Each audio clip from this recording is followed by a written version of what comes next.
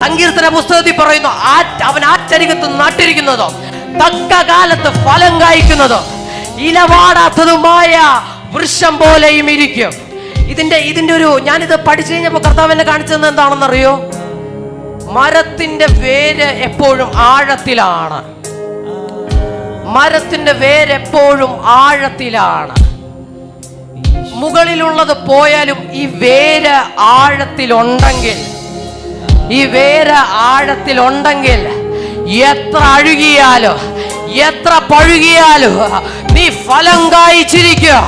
കാരണം ഈ ആഴത്തിൽ പരിശുദ്ധാത്മാവിന്റെ ആ സാന്നിധ്യമുണ്ടെന്നേ.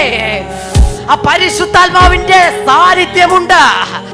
അതുകൊണ്ട് ഇന്ന് പകൽക്കാലം ഞാൻ ഉറപ്പോടെ പറയാ, ആഴത്തെ പേടിക്കല്ലേ മക്കളെ, ആഴത്തെ പേടിക്കല്ലേ.